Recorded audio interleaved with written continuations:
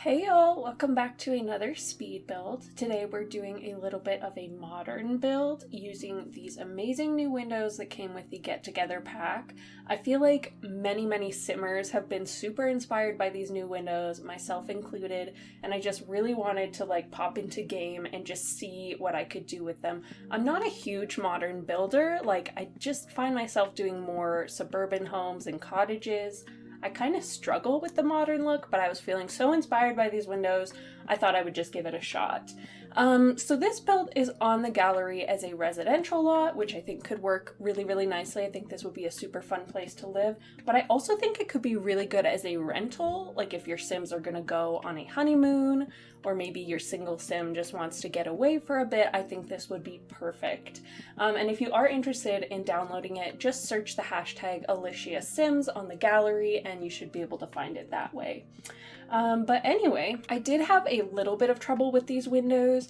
At first I started building on small wall height, which is my favorite, but the windows were just a little too tall. It wasn't really working with that wall height the way that I wanted it to. So I switched to medium wall height, which I don't really love.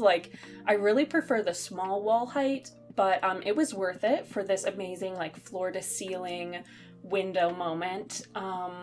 Anyway, at this point, the shape of the house has sort of come together. I do end up extending it a little bit at the back because I just felt like it needed a little bit more room. And then I add another section off to the right in a little while, and that ends up being the bedroom. But more or less, this is the shape of the house that I'm going for. It's quite simple, really boxy, just because it's modern. I feel like that's kind of the style of modern builds. I don't really know. Anyway, onto the landscaping a little bit now. It is very simple. I even had two different types of bushes, and then I just decided I only wanted one type of bush because I feel like minimal landscaping is really modern. I tend to go a bit overgrown in most of my builds, but I don't know. The minimal landscaping was speaking to me for this one.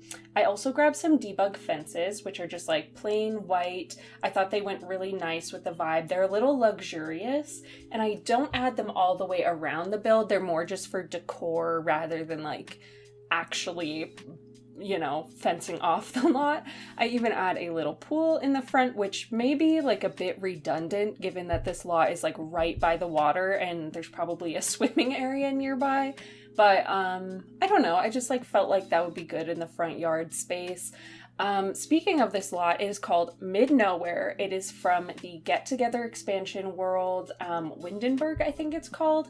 And as the name suggests, it's in the middle of nowhere. I feel like this is perfect for isolated people, or I guess people who want to live away from the city, or just vacation homes. I feel are really good here as well. I built an A-frame cabin here a few months ago, and I haven't built here since, so I felt like it was time to build on this lot again because it's one of my faves for sure.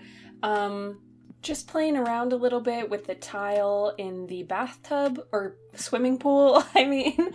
Yeah, I just feel if you use different tiles, it kind of changes the color of the pool, makes it a little more fun. I ended up going with this dark blue kind of color. I feel it just makes the pool water kind of pop. Which is really a silly thing to say, the pool water is popping. But anyway, I make a little terrain paint pathway over to the right side of the build there, where I have an easel and a chessboard. I didn't want to add too many little activities in the yard because I feel it can give a bit of a cluttered look, and I really wanted it to be clean and modern, if that makes sense. But yeah, I just feel that squiggly path, although maybe not explicitly modern, just added a little bit of personality. I know that sharp angles are more modern, but I just couldn't help myself. I love a squiggly path.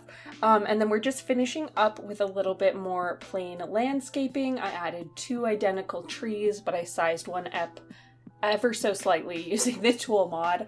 And now we are on the interior. So we've got a bathroom at the back there, a bedroom off to the right, and then sort of an open layout living dining area. Now, I knew I wanted to use a lot of blacks and whites in this home because I don't know. I'm I'm very rigid in the way that I think of modern builds, probably because I don't do them that often, and I think of like harsh angles, black and white, very little color. Like, I know that's not necessarily true, but for some reason when I think modern builds, that's what I think. But I tried to warm it up a little bit with the wallpaper. Instead of going for like a pure white, I went with this sort of like warmer beige white color, which I think was really nice, with a couple of accent walls that are like that gorgeous stone I used on the outside. That is from the high school pack, and just like a couple accent walls in black. And then here we are working on the kitchen, and these counters are from Dream Home Decorator, and I've never used them in this swatch before. It's sort of like a gray brown, I would call it. Like, I don't really know what to call this color, but I had never used it before, and for some reason it just spoke to me so much in this space. Like, it makes me so happy the way that this kitchen turned out, because like I said, I feel like I might have accidentally gone a little too black and white with the color scheme if I had sort of heeded my original like instincts. And I'm so glad that I just added like a little bit of like the beige with the wallpaper, and then also this like weird brown colored counters. I don't know, it just like, it fixed it, it saved it in a way, I feel like. Anyway, adding a little dining table here, using these two chairs that are actually from the newest pack. What is that called? Growing Together, and they are like part of that weird furniture set that's supposed to go in the like community center lot, I think. Like, there were a lot of very, very strange furniture choices in that pack, I thought, like especially the, like I said, the community center-esque furniture. So it comes in a lot of really, really weird swatches that would never ever work in a home, like a lot of really bright greens and blues that just scream like elementary school or something, and I feel like you'd have to have a very, very specific type of home for that to work at all. But anyway, I just happened to see them in the black swatch, this like sort of black chair with the grayish cushion, and it like totally saves it. You could totally use it in a modern home, and I'm like super happy to have another modern chair. We can always use some new ones of those. Let me know if you feel the same way, but a lot of the like modern style furniture from the original base game is like super weird to me. Like, it's just oddly shaped. Maybe it's just because times have changed and like the styles have sort of evolved a little bit, but I just think they're oddly shaped. And then they also come in a lot of weird like bright green and like this blinding magenta color. I don't know.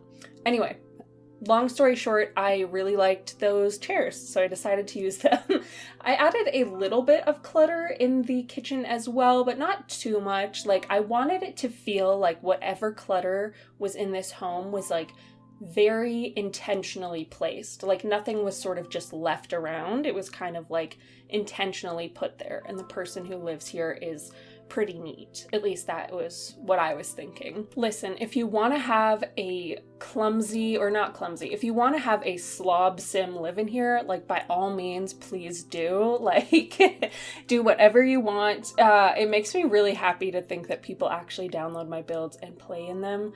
If you're just here to watch the speed builds, like, same. I never download builds off the gallery, really. I just kind of watch the speed builds and just like really enjoy the videos rather than, you know, actually playing in the builds. So, you know, if that's you, that's great. But if you actually do download these builds and play in them, that makes me so, so happy.